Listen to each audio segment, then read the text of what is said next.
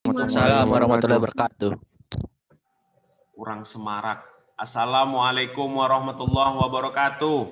Waalaikumsalam warahmatullahi wabarakatuh. Alhamdulillah. Apa kabarnya ini? Alhamdulillah sehat. Sehat ya. Ya, hari ini kita lanjutkan materi kita masih mengenai tentang resensi buku untuk bagian keduanya ya nak. Sebelum kita memulai pelajaran, alangkah baiknya kita berdoa memohon keberkahan dari Allah agar ilmu yang kita dapatkan hari ini menjadi berkah. Berdoa dimulai.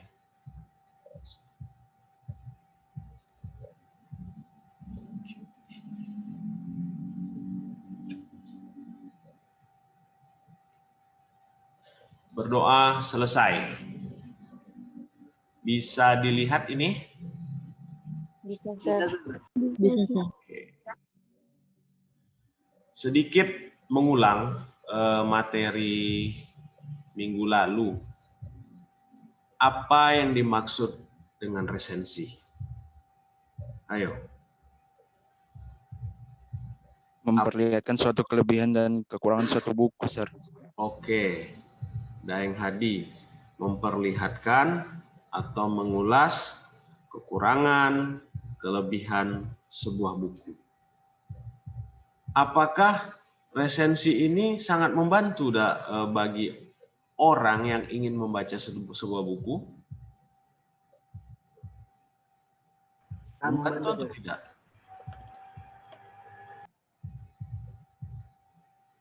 Tentu ya membantu, karena di situ di dalam resensi nanti kan ada ulasan juga mengenai novel atau mengenai sebuah buku yang diresensi, sehingga si pembaca sebelum dia membeli buku tadi, dia melihat ulasan dan melihat sinopsis dari cerita tadi sehingga merasa tertarik apakah buku ini berkualitas atau tidak.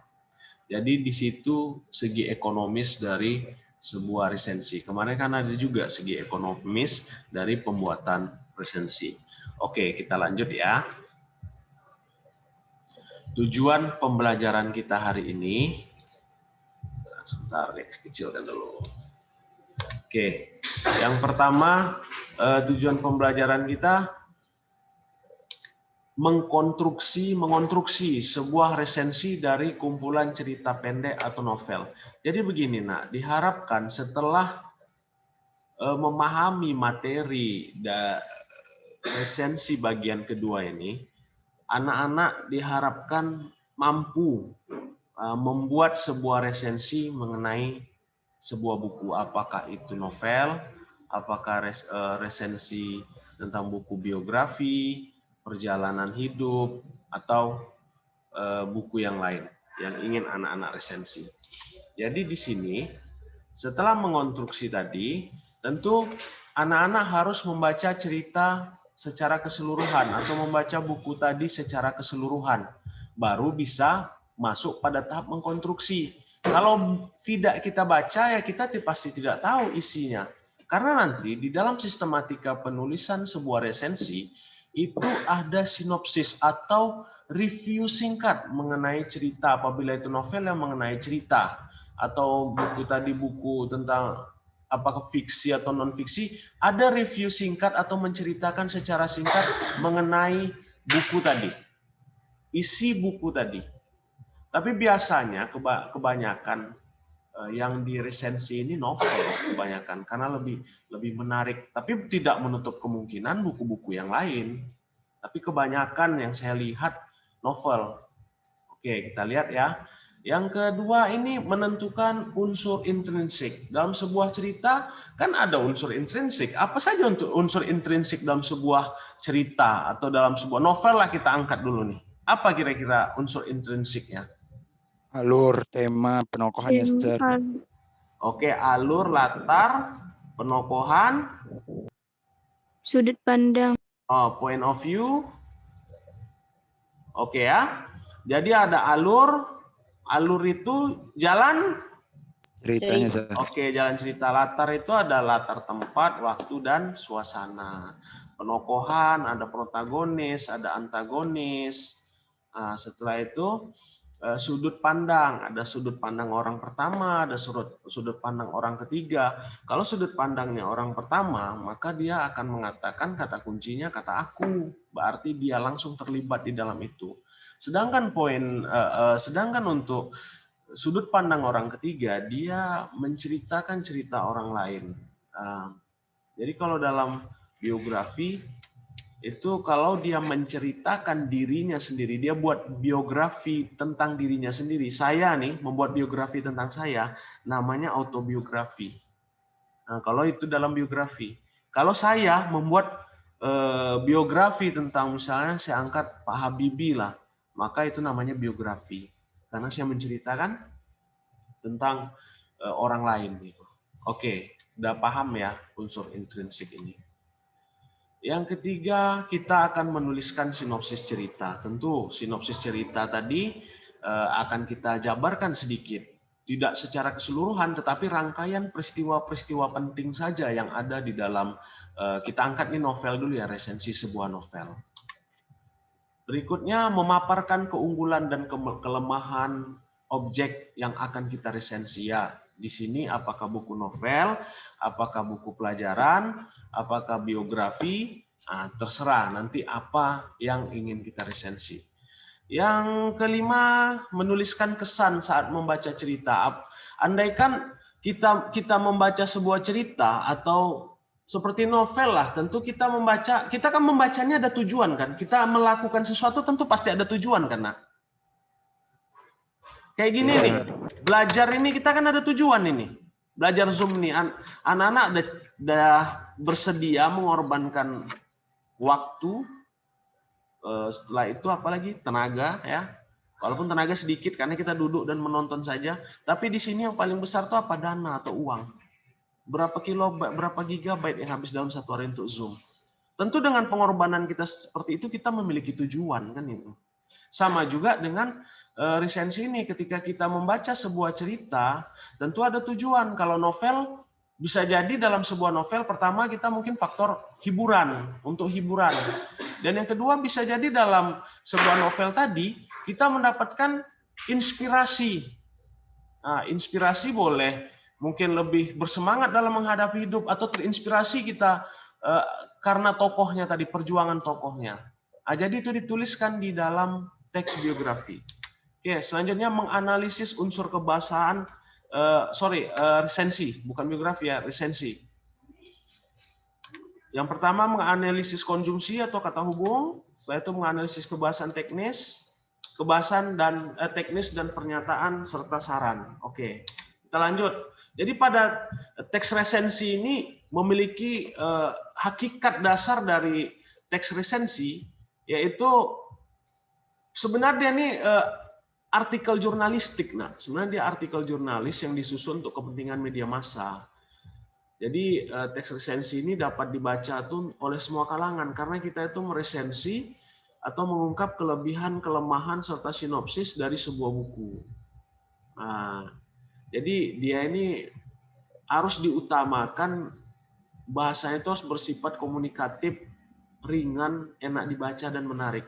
Yang dimaksud dengan ringan ini, kajiannya jangan terlalu berat-berat. Jadi yang kita tuliskan di dalam resensi itu dapat dipahami oleh semua pihak. Karena begini, kalau bahasa kita bawa dengan kita gunakan bahasa-bahasa di universitas atau bahasa yang biasa digunakan dalam apa ya? Iya, seperti ini, karya tulis. Bahasa-bahasa seperti itu tak semua orang yang paham, Nak. Saya ingat dulu kata guru saya berpesan. Dia manggil saya Alam Syahlam, kalau kau jadi guru, kau gunakan bahasa kau itu harus sesuai dengan siapa pendengar kau. Kalau kau ngajar SD, kau gunakanlah bahasa SD. SMP kau gunakan bahasa SMP. SMA kau gunakan bahasa SMA. Kenapa? Saya tanya, kenapa gitu? Kenapa begitu tuh guru? Saya kan bahasa Indonesia, saya harus gunakan bahasa baku juga. Betul lah, kau harus gunakan bahasa baku, tapi perlahan-lahan itu prosesnya. Karena untuk apa gunanya? Kau bicara banyak-banyak panjang lebar tentang materi, tapi orang yang mendengar tak paham. Benar kan? Ada dari satu sisi benar kan, Nak? Iya, Ustaz. Jadi dalam teks resensi begitu juga. Jangan gunakan terlalu, setelah itu bahasanya itu terlalu berat. Nanti orang tak paham, seperti korelasi. Kan tak semua orang yang paham korelasi. Apa itu korelasi? Kalau kita bicara mungkin di daerah kampung-kampung tak paham orang. Nak. Maka kita gunakanlah dengan bahasa yang komunikatif, ringan, dan gampang untuk dipahami oleh semua orang. Oke, lanjut. Jadi teks resensi itu secara umum mempunyai kaidah bahasa tentu. Itu sudah pasti ada kaidah bahasanya. Jadi ada kaidah bahasa itu munculnya beberapa konjungsi atau kata hubung. Kita lihat ya kaidah kebahasaan dari resensi itu apa saja. Yang pertama ini konjungsi temporal. Apa itu konjungsi temporal? Konjungsi yang menyatakan waktu. Sejak biasa digunakan seperti kata-kata sejak, semenjak, kemudian, dan akhirnya. Ini kan kata penyertaan waktu ini. Sejak tahun sekian, semenjak orang tuanya meninggal. Nah, itu. Ini temporal. Nah. Yang kedua yaitu konjungsi penerang atau penjelas. Di sini digunakan seperti kata-kata bahwa, yakni, dan yaitu, adalah bisa juga. Konjungsi persyaratan yaitu jangan, harus, sebaiknya, seyogianya, hendaknya. Nah, ini biasa digunakan ini. Seyogianya kita sebagai murid harus bla bla bla bla begini. Atau hendaknya kita sebagai murid, ini kan persyaratan. Ada syarat kita. Oke, dilihat ini penyebab. Konjungsi penyebab yaitu karena dan sebab. Ini ada menggunakan dua kata ini. Karena itu, oleh sebab itu. Kata teknis menggunakan juga kata-kata teknis seperti alur. Nah, ini kata teknis ini tadi saya katakan dia masuk ke dalam intrinsik, unsur intrinsik dalam sebuah cerita. Jadi kata-kata teknis itu dia menceritakan alur, tokoh, latar, watak, amanat. Kalau saya lebih bagaimana ya? Saya lebih sering menyatukan antara tokoh dan watak ini. Kalau dalam menganalisis sebuah cerita, misalnya tokohnya kita ambil Tenggelamnya Kapal Van der Wijk, salah satu novel yang cukup bagus. Pernah baca atau pernah dengar Tenggelamnya Kapal Van der Wijk itu? Pernah dengar, Sir. Pernah dengar? Nonton? Sir. Bahkan diangkat jadi film itu? Nggak sempat nonton. Nggak sempat nonton ya. Jadi kisahnya tuh kurang lebih. Ini sinopsis ya. Jadi sinopsis ini saya menceritakan Tenggelamnya Kapal Van der Wijk itu berdasarkan rangkaian peristiwa-peristiwa besar. Pertama itu ada seorang anak, ayahnya orang Minang, ibunya orang Bugis Makassar, yang bernama Zainuddin.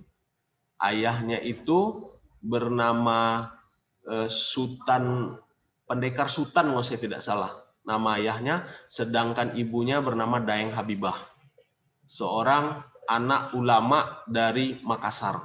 Nah, itu cerita besarnya dulu, pengenalannya. Jadi ketika dia beranjak remaja, ayah ibunya meninggal, dia kembali ke tanah Minang. Di Minang dia, karena Minang itu menarik garis keturunan matrilineal, menarik garis keturunan dari ibu, maka si Zainuddin tadi tidak diterima, tidak dikatakan sebagai orang Minang, karena dia dianggap orang Bugis.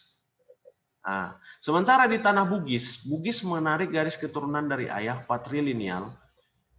Orang Bugis mengatakan Zainuddin ini orang Minang karena ayahnya orang Minang. Nah, itu peristiwa besarnya, dia ditolak. Jadi dalam sinopsis dalam sebuah cerita, mau novel, kita rangkai peristiwa-peristiwa besar yang terjadi di dalam novel. Contoh Kapal Van der Wijk tadi, penolakan ketika Zainuddin pulang ke kampungnya, dia ditolak. Nah, ditolak bahwa dia itu dia mengaku bahwa dia orang Minang karena dia besarnya di Makassar, di daerah Bugis sana, dia pulang ke kampung ayahnya di tanah Minang, dia merasa dirinya orang Minang, tapi karena orang Minang menarik garis keturunan itu dari ibu, dia ditolak. Nah, sehingga dia mengalami banyak diskriminasi si Zainuddin tadi. dia tidak boleh berkumpul dengan pemuda-pemuda Minang, dia tidak bermain dengan pemuda-pemuda Minang. Intinya dia diasingkan lah dalam cerita itu, sehingga dia tidak punya teman. Sedih sekali dia. Singkat cerita, dia ada peristiwa selanjutnya. Nanti kalian buat begitu. Setelah peristiwa itu ada peristiwa besarnya, dirunut dia. Nanti dia jumpa perempuan, dia suka segala macam karena dia itu dianggap anak pisang karena dia tidak punya suku. Karena dia bapaknya orang Minang, dia diusir segala macam pengusiran. Akhirnya nanti dia sukses. Sukses dia tak nikah dengan perempuan juga, akhirnya dia meninggal. Nanti akan ada peristiwa-peristiwa besar, itulah yang ditulis di dalam sinopsis. Bagaimana contohnya? Nanti saya lihatkan bagaimana contohnya. Oke, kepengarangan. Jadi di sini, di dalam sebuah sinopsis, untuk pengenalan sebuah novel, jadi kita itu menulis secara singkat, review singkat mengenai si pengarang. Nah, ini contohnya. Jadi kita lihat dulu, misalnya ini saya angkat Dewi D. Dia ini menciptakan atau mengarang sebuah novel yang berjudulnya itu Perahu Kertas. Nah, jadi di sini diceritakan sedikit lah mengenai siapa Dewi D ini. Itu biasa di awal sebelum masuk kepada inti dari sinopsis. Jadi ditulislah. Makanya dia tidak boleh lebih dari satu paragraf. Karena kan resensi buku ini tidak boleh panjang. Namanya dia review singkat. Tidak boleh panjang dia. Makanya di sini untuk kepengarangan dia cukup hanya satu paragraf saja. Tidak boleh lebih. Karena kalau lebih itu akan banyak mengambil tempat pas kita menulis sinopsis. Yang justru yang panjang itu sinopsis kita urutkan berdasarkan peristiwa-peristiwa besarnya saja. Oke, adegan-adegan besarnya saja. Oke, kita lanjut dari sisi kepengarangan. Oke, kita masuk ke unggulan dan kelemahan. Jadi berikut ini saya akan tampilkan beberapa hal yang akan kita nilai saat mengevaluasi kelebihan dan kekurangan dari sebuah buku. Dalam hal ini kita tekankan novel. Oke, yang pertama tuh isi cerita. Pertama, isi itu cerita fiksi atau non fiksi.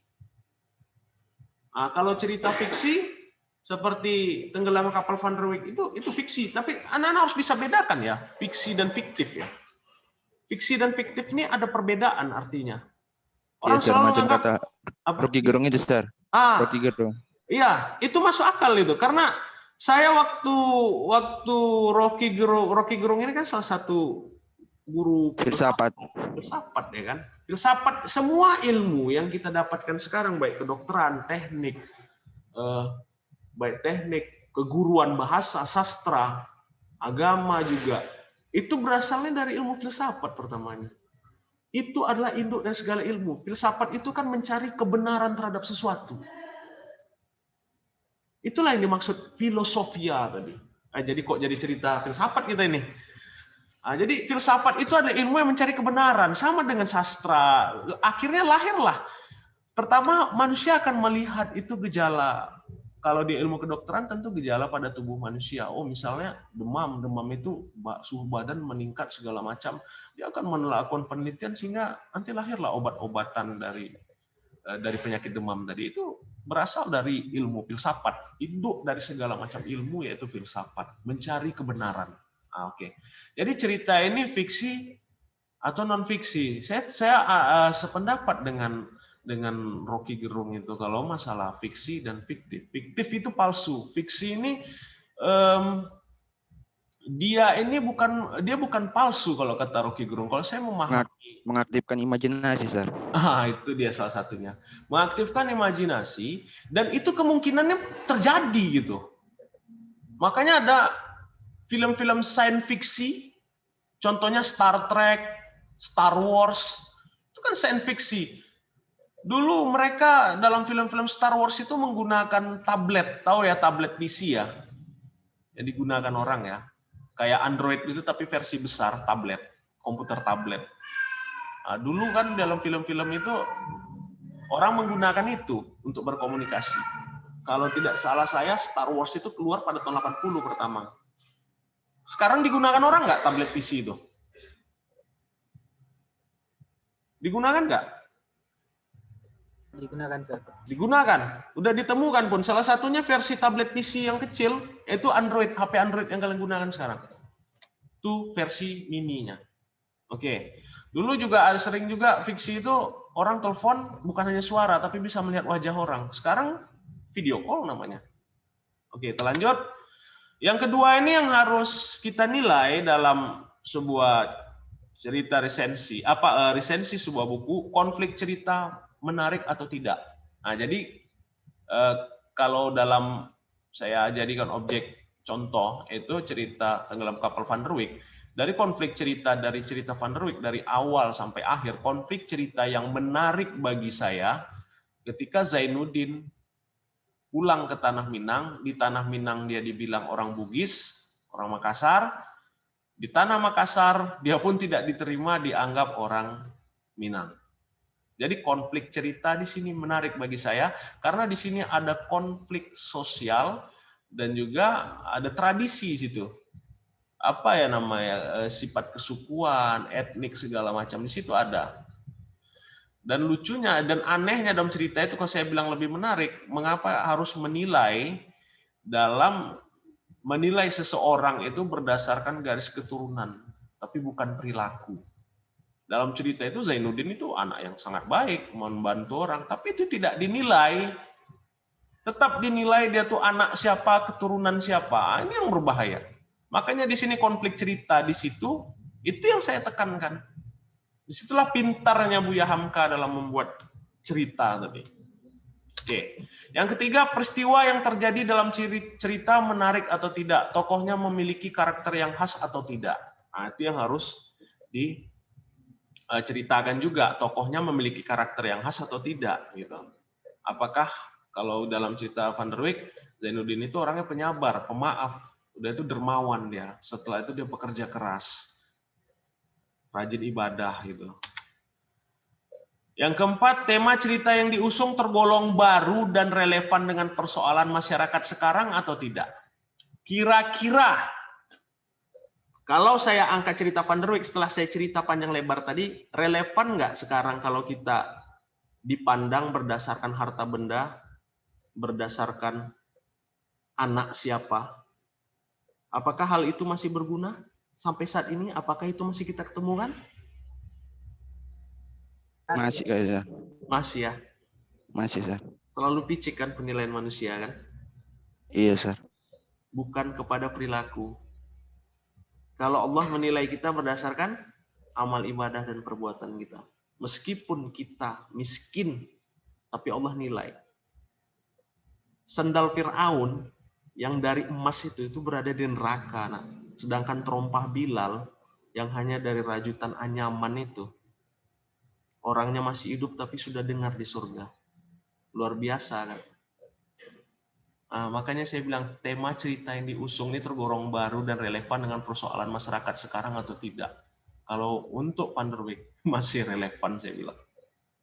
Masih banyak kita temukan, kau orang mana, kau suku mana. Itu yang membuat ya penilaian terlalu picik saya bilang. Jadi kalau kita menilai orang itu dari perbuatan saja. Nah. Oke, kita lanjut. Berikutnya, konsisten dalam menggunakan sudut pandang atau tidak. Apakah dia konsisten menggunakan, misalnya dalam novel itu dia menceritakan aku, sudut pandang pertama, atau dia menggunakan sudut pandang orang ketiga. Adakah nilai-nilai yang didapat setelah membaca buku? Kalau saya membaca buku Tenggelam Kapal Van der Wijk atau Laskar Pelangi, pernah dengar film atau nonton film atau baca novelnya? Pernah? Pernah, Sir. Ini yang enak nih kita nih, kalau persepsi kita nih. Setelah anak-anak menonton atau membaca novel Laskar Pelangi, apa nilai yang anak-anak dapat? Di situ ada tokohnya Arai, Ikal, udah itu ada temannya yang anak dari suku laut, tapi dia pintar sekali, yang setiap mau sekolah ditungguin buaya muara, dia nunggu buaya tuh masuk ke rawa ke sungai dulu baru dia bisa lewat. Aduh, saya lupa lagi namanya itu. Apa yang anak-anak dapat setelah menonton atau membaca Laskar Pelangi?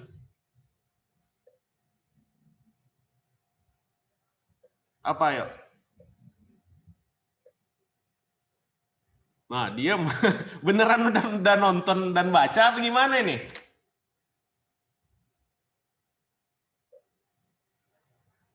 Udah baca apa belum? Atau udah nonton atau belum? Pernah nonton, Sir. Ah, Tapi udah lupa alurnya gimana. oke. Di situ diceritakan kalau saya apa ya, nilai yang saya dapat itu, walaupun kita miskin, walaupun kita orang susah, tertinggal di desa pedalaman sekalipun, jangan pernah menyerah. Karena keberhasilan itu bukan hanya milik orang-orang mapan. Keberhasilan itu sebenarnya apa? Milik orang yang mau berusaha. Itulah. Keberhasilan itu hanya milik orang yang mau berusaha. Meskipun kita kaya, kita tidak mau berusaha, tidak berhasil juga. Jadi keberhasilan itu bukan hanya dikatakan, dia kaya, dia pasti sukses. Belum tentu. Lihat Ikal, bapaknya hanya sebagai kuli penyekop timah di perusahaan pen timah itu dengan gaji yang tidak seberapa. Hidup memang dia tidak kurang dan tidak lebih juga, hanya cukup saja. Tapi dia bisa berangkat bersama saudaranya yang ayahnya meninggal, anak yatim piatu itu si Arai, berangkat ke Perancis kan, kuliah luar negeri. Nah, jadi nilai yang didapat itu apa? Jangan pernah mau ngalah dengan keadaan. Terus berusaha dan berjuang. Tapi ingat, jangan kita nih menganggap bahwa berusaha, berjuang sama dengan sukses. Kalau saya nggak setuju itu, nak. Berusaha, berjuang sama dengan sukses. Kalau saya tidak setuju. Saya lebih setuju berusaha, berdoa, atau berusaha, berjuang, berdoa, sama dengan tawakal. Itu saya lebih setuju. Kalau berhasil, alhamdulillahirabbil alamin. Kalau tak berhasil, innalillahi. Tinggal ambil saja hikmahnya. Jadi kalau kita berusaha, berjuang, sukses, kalau gagal joget tepi jalan, tuh nggak, nak? Ngerti joget tepi jalan? Iya benar. Justru apa, akan terpukul gitu. Karena usaha doa saya udah maksimal, kok saya masih gagal. Ini di mana? Terakhir joget tepi jalan, betul. Jadi kita tuh tawakal, kita ada Allah yang tentukan. Oke, jadi ceramah saya. Jadi buku ini non fiksi atau fiksi. Selanjutnya bab 1 dengan lainnya memiliki keterkaitan atau tidak. Nah, jadi setiap opini-opini yang anak-anak buat itu disertai dengan bukti. Penjelasan atau pemaparan dalam setiap bab dalam buku lengkap atau tidak. Sudut pandang penulis buku jelas atau tidak. Nah, ini yang untuk anak-anak nilailah dari sebuah resensi, dari cara atau meresensi sebuah buku. Tema buku yang ditulis tergolong baru dan relevan dengan persoalan masyarakat sekarang atau tidak. Ini sama nih, hampir sama dia. Adakah nilai-nilai yang didapat setelah baca buku? Oke. Paham ya? Tuh, apa saja yang harus ditulis di dalam resensi? Ini dia nih. Kalau untuk keunggulan dan kelemahannya. Paham? Paham, Sar. Paham ya? Oke, kita lanjut. Sedikit ini contoh dari meresensi sebuah buku. Pertama, kita buat dulu covernya, cover bukunya. Setelah kita letakkan cover bukunya, baru kita buat itu identitas bukunya. Yang pertama ini minggu lalu juga udah saya jelaskan juga ya, karena udah nih nggak salah saya ini udah saya jelaskan. Oke, kita ulang sedikit. Jadi judul buku ini apa, penulisnya siapa, tebal bukunya berapa halaman, penerbitnya. Setelah itu tahun terbit. Itu identitas bukunya. Baru kita lanjut lagi ke sinopsis. Nah, jadi di sini, dalam sinopsis ini kita ceritakan rangkaian demi rangkaian. Nah, di sini Perahu Kertas, sebuah novel fiksi karangan Ani. Tadi kan sudah saya katakan pengenalan kepengarangan tidak boleh lebih dari 1 paragraf. Nah, ini dia contohnya. Nah, ini baru sinopsis. Dalam ceritanya seorang wanita bernama Kugi. Kinan dan Kugi saling menyukai, namun keduanya juga saling diam satu sama lain. Baru ia memutuskan untuk pergi ke Bali dan tinggal di sana bersama Pak Wayan. Baru bertemu dengan keluarga, ia pun bertemu dengan sahabat sejatinya. Ini sinopsis singkatnya mengenai novel Perahu Kertas tadi. Baru kita lanjut ke kelebihan dari buku tadi. Baru yang kelebihannya, baru kita buat sebuah, ini berdasarkan argumen kita ya nak ya, berdasarkan pendapat kita, kelebihan sebuah buku ini, tapi berdasarkan fakta setelah kita membaca dari sebuah novel. Jadi sebuah contoh resensi novel fiksi, sebuah kisah cinta, persahabatan, dapat menemukan bla bla bla, kita sebutkanlah dalam perspektif kita sendiri. Kalau misalnya nih contoh dalam Laskar Pelangi apa? Sebuah contoh novel fiksi yang menyajikan sebuah kisah kehidupan anak-anak di Bangka Belitung yang memiliki keterbatasan namun tidak mau menyerah dengan keadaan sehingga mereka menang lomba cerdas cermat, ikut karnaval segala macam gitu. Sampai pula lah salah satu tokohnya kuliah di luar negeri, kesuksesannya gitu, sekolahnya mau ya kalian ceritakan lah. Ini cerita ini sangat melekat sekali dengan masyarakat sekarang karena banyaknya sekolah atau lembaga pendidikan yang mengalami kekurangan atau murid-murid yang berada di daerah-daerah terpencil yang tidak tersentuh oleh pemerintah. Wah, kalian jelaskanlah kelebihannya. Wah, kepintaran dari siapa nih, penulis Andrea Hirata, bla bla bla, kalian ceritakanlah berdasarkan poin-poin tadi. Nah, termasuk juga kekurangan. Kekurangannya apa? Misalnya alurnya mudah ditebak atau ceritanya tidak masuk di akal, segala macam ya. Kalian ceritakanlah kekurangan dari buku tadi. Baru selanjutnya itu ada kaidah kebahasaan. Jadi kaidah kebahasaan ini kurang jelas ya. Nah, di sini kaidah kebahasaan itu berdasarkan sinopsis. Kalian lihatlah memuat nama tokohnya siapa, banyak menggunakan kata kerja material seperti menyukai dongeng, menghasilkan. Ya kalian datalah berdasarkan ini tadi. Mana tadi? Berdasarkan ini tadi. Nih, semenjak kalian hitung nih berapa dia menggunakan kata-kata ini. Nih. Baru kebahasaan ini yang sebenarnya ribet nanti kebahasaan. Paling banyak ini kaidah kebahasaan nih. Baru ini banyak memanfaatkan konjungsi temporal seperti menggunakan pada akhirnya, sejak kecil. Ini pasti kita temukan di setiap novel karena akhirnya, sejak kecil, sebelum, kemudian ya kan, awalnya. Pasti kita temukan di dalam sebuah novel. Oke, sampai di sini ada pertanyaan mengenai materi kita? Enggak, Sir.